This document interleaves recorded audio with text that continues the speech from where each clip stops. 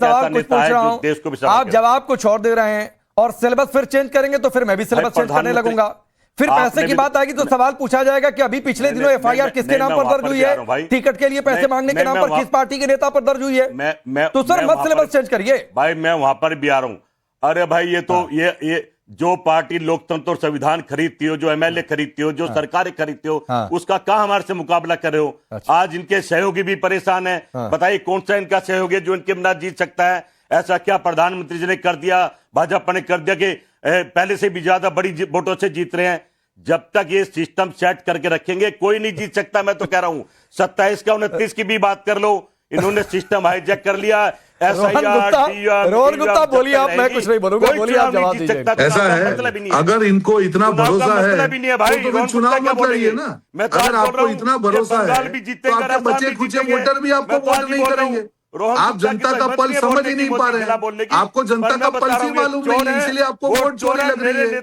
जनता के मुद्दे क्या है, जनता की इश्यूज क्या है, जनता क्या चाहती है। हिमाचल में 5 रुपए आप डीजल पे बढ़ा देंगे, फिर आप जनता से क्या अपेक्षा कर रहे हैं। बड़े बड़े नेता छोड़ के जा रहे हैं, क्या जनता से अपेक्षा कर रहे हैं। कर्नाटक में भ्रष्टाचार हो रहा है, क्या जनता से अपेक्षा कर रहे हैं। तेलंगाना में बोल रहे हैं कि कांग्रेस मतलब मुसलमान, मुसलमान मतलब कांग्रेस। क्या जनता आपको वोट देगी? अगर आपको इतना भरोसा है कि चुनाव नहीं लड़ना चाहिए तो मत लड़िए, फिर क्यों आप वोट वेस्ट कर रहे हैं। आपके बच्चे कुछ वोटर को भी आपको वोट नहीं करना चाहिए।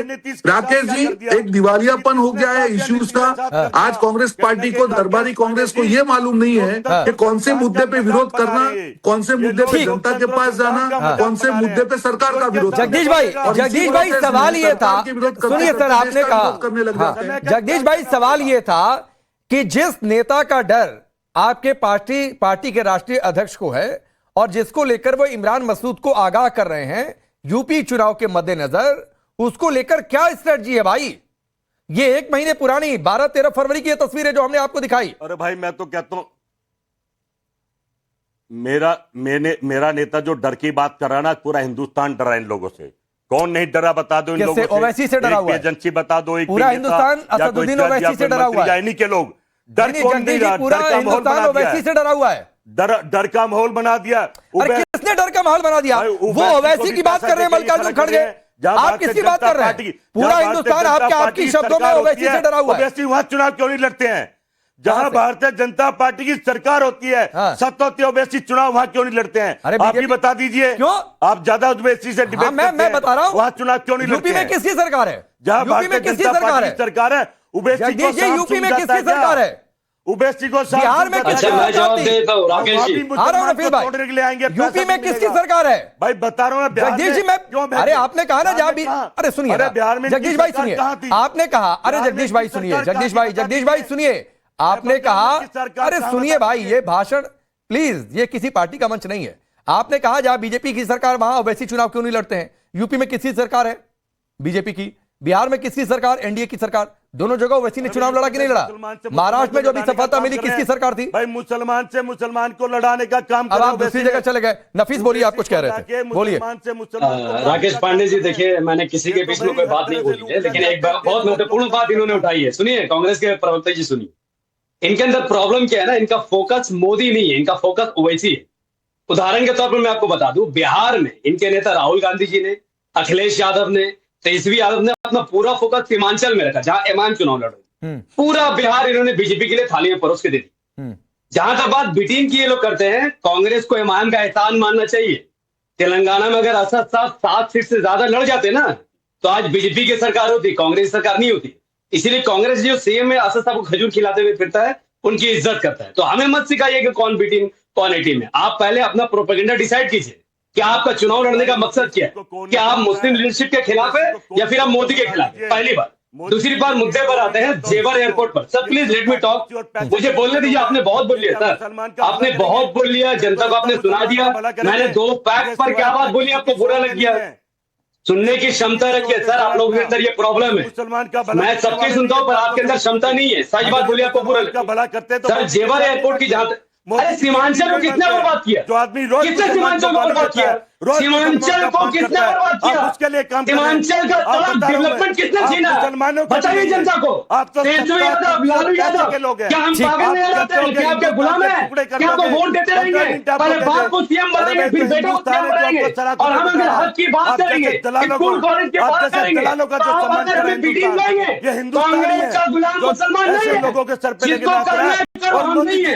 हमने सीमांचल के लिए विकास की लड़ाई लड़ी है, और यही बात आपको चुभी है। अक्सर मैं जेवर एयरपोर्ट पर बात करना चाहता हूँ, प्लीज इनको म्यूट कीजिए। इनके पास कोई मुद्दा नहीं है, इनके पास कोई मुद्दा नहीं है। कांग्रेस 30 सेकंड और जगदीश भाई रुक जाइए, 30 सेकंड और, तो फिर अपनी बात पूरी करिए, फिर आगे बढ़ता हूँ। सर, जेवर एयरपोर्ट खोला गया है जो इंदिरा गांधी इंटरनेशनल एयरपोर्ट का बोझ कम करेगा, हम उसका स्वागत करते हैं। लेकिन सवाल यह है, तेल रहेगा तभी तो जहाज उड़ेगा। आज स्ट्रेट ऑफ हॉर्मुज में हमारे 5 जहाज आए, लेकिन 20 जहाज अटके हुए, बिकॉज ईरान उसे नहीं छोड़ रहा है। भारत का स्टैंड ईरान के लिए बहुत क्लियर नहीं है। नफीस भाई सुनिए, नफीस भाई सुनिए, थोड़ा सा अपडेट हुआ करिए भाई, थोड़ा सा अपडेट हुआ करिए। एक तो 20 नहीं 18 से भी कम है, बाकी 4-5 और आ रहे हैं, सुनिए। और दूसरा अपडेट यह है कि ईरान के विदेश मंत्री ने यह साफ तौर पर कह दिया, 5 देशों का नाम लिया जिनमें भारत का भी नाम है, कि उनके जहाजों को जाने की छूट है।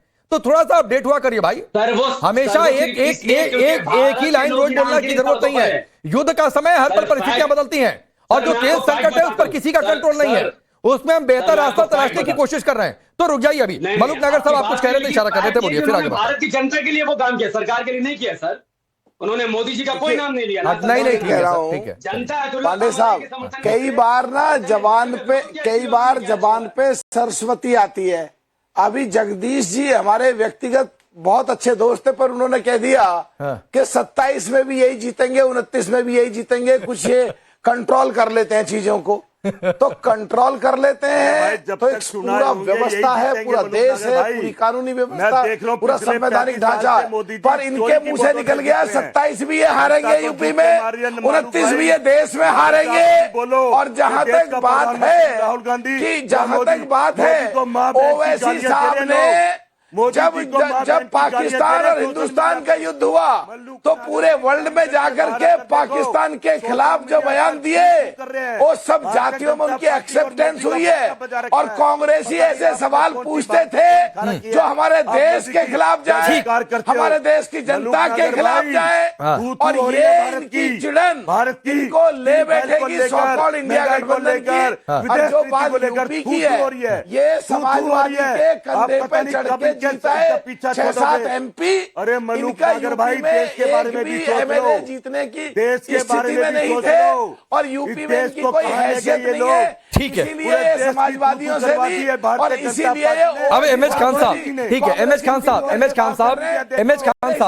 ठीक है, नगर साहब, एमएच खान साहब, ये नोएडा से जो रैली हुई, अब मुझे बताइएगा ये रैली हुई क्यों है? क्या ये रैली ओवैसी के डर की वजह से हुई? क्योंकि 7 से 15 फरवरी तक पश्चिमी यूपी में एमआईएम का बड़ा लंबा चौड़ा अभियान चल रहा था, और आप लोगों को लगा कि ये वोट बैंक किसी तरीके से बचाना है, तो एक रैली, एक यात्रा की जरूरत है, इसलिए यात्रा हो रही है। या फिर 2012 का एक टोटका है जिसकी चर्चा बहुत हो रही है कि 2012 में भी एक साइकिल यात्रा हुई थी, यहीं से शुरू हुई थी, तब भी अखिलेश यादव की वापसी हुई थी। क्यों ये रैली शुरू हुई नोएडा से? देखिए, आप हमेशा निगेटिव बात क्यों सोचते हैं समाजवादी पार्टी के बारे में? आपका जितना अभी तक जो भी आप बोले हैं, सारा बीजेपी के पक्ष में बोल रहे हैं। आप क्यों ऐसी बात करते हैं? आप निष्पक्ष पत्रकार बनिए ना। देखिए, मैं कह रहा हूं कि हमारा 2027 का आगाज दादरी से हुआ है, और दादरी से होने के बाद आप उत्तर प्रदेश के कोने कोने में रैलियां होंगी, और हर गांव, हर समाज में लोग, समाजवादी पार्टी के नेता लोग जाएंगे। और माननीय अखिलेश यादव जी अपनी उपलब्धियां बता रहे हैं कि हमने क्या किया, हमने लैपटॉप बांटा, हमने साइकिल बांटी। अरे भाई, ये उपलब्धियां गिनाने का खान साहब बहुत समय है, और मैं भी यूपी से हूं, तो यूपी को लेकर या किसी भी राज्य को लेकर कोई निगेटिव यहाँ पर नहीं सोच रहा। सुनिए, मैं सिर्फ सवाल ये पूछ रहा हूँ कि नोएडा से ही शुरुआत क्यों? दादरी नोएडा में ही पड़ता है, नोएडा के बाहर नहीं है वो, तो नोएडा से ही क्यों? मैंने 2 वजह बताई, अगर उसमें से कोई हो तो बताइए, या तीसरी वजह आपको पता है तो वो तीसरी वजह बता दीजिए। यार ये बताइए आप कि नोएडा जो है यूपी से बाहर है? मैं कहा कह रहा हूं कि यूपी से बाहर है। 12-17 में भी नोएडा यूपी में ही था, शुरुआत करेंगे आप। 12 से 17 के बीच में भी नोएडा यूपी में ही था, बाहर थोड़े नहीं था। अरे तो कहाँ कर रहे हैं शुरुआत? बताइए, आप बता दीजिए हमारी पार्टी को। अरे कहीं से भी कि आप करिए, मैं यहाँ क्यों से बताने शुरुआत जाऊं? करिए। मैं तो पूछ रहा हूं कि कमाल है, पार्टी ने कुछ सोचा होगा नोएडा से ही शुरू करने से पहले। आप हमारी पार्टी को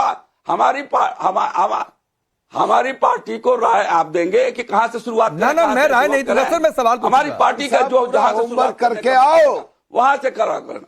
अब अरे आप पूरा होमवर्क सुनो। आप मल्लुक नागर, आपके अध्यक्ष को हमारे राष्ट्रीय अध्यक्ष अखिलेश यादव जी ने एमपी बनाया है।